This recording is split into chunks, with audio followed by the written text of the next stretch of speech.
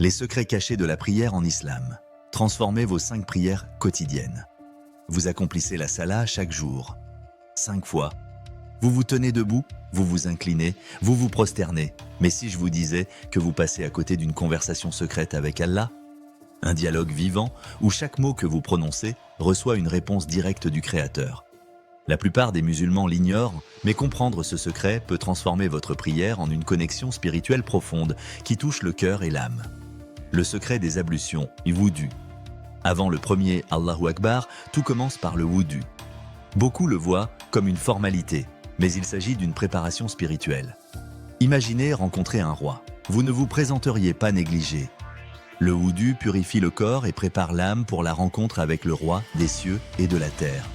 Chaque geste a un sens. Les mains, vos actions, la bouche éclaire vos paroles, le visage oise votre regard, les pieds vos pas. Et rappelez-vous, certes, Allah aime ceux qui se repentent et ceux qui se purifient. Sourate Al-Baqarah. Le wudu n'est pas seulement hygiène, c'est le premier pas vers la présence du cœur dans la prière. Le takbirat al-ihram, le rideau qui se lève. Le moment arrive, vous vous tournez vers la qibla, le corps prêt, les mains levées et vous dites « Allahu Akbar ». Ce n'est pas un simple signal, c'est le rideau qui se lève sur votre audience divine. Les soucis, peurs et distractions sont symboliquement jetés derrière vous.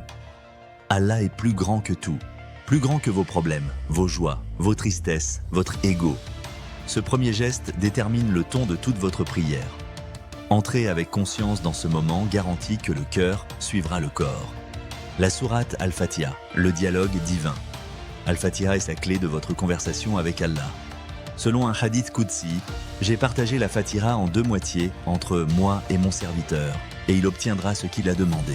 Chaque verset est une interaction. Alhamdu lillahi rabbil alamin. Allah répond, mon serviteur m'a loué. Ar-Rahman ar-Rahim. Allah répond, mon serviteur m'a complimenté. Iyyaka na'budu wa iyyaka nasta'in. Allah répond, ceci est entre moi et mon serviteur. Conseil pratique. Marquez une pause après chaque verset, sentez la réponse divine et transformez la lecture en conversation vivante. Ruku et sujud, humilité et proximité. Ruku, inclinaison. Le corps s'incline, le dos droit, vous proclamez « Subhan Rabbiyal Adim », soumission totale et glorification de la majesté d'Allah. Sujud, prosternation, le moment le plus intime. 7 points du corps touchent le sol, le front déposé humblement. Subhan Rabbiyal A'la. C'est là que l'âme parle à Dieu, le cœur ouvert, les barrières tombent. Chaque sujud est une purification et une élévation. C'est dans l'abaissement physique que l'âme s'élève. Tashahhud et taslim, le salut final. Assis, le cœur tranquille, vous récitez le Tashahhud, At-Tahiyyatu Lillahi. C'est un renouvellement du pacte de foi et une connexion au salut céleste reçu par le prophète. La prière se termine par le taslim.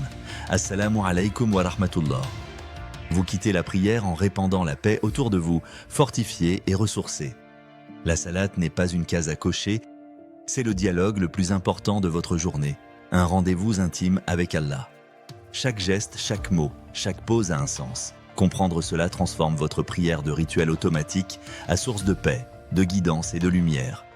Si cette vidéo a touché votre cœur, partagez-la pour que d'autres découvrent ses secrets. Abonnez-vous et activez la cloche pour ne pas manquer nos prochaines explorations spirituelles. Et dites-moi en commentaire, quel geste de la prière vous a le plus surpris aujourd'hui ?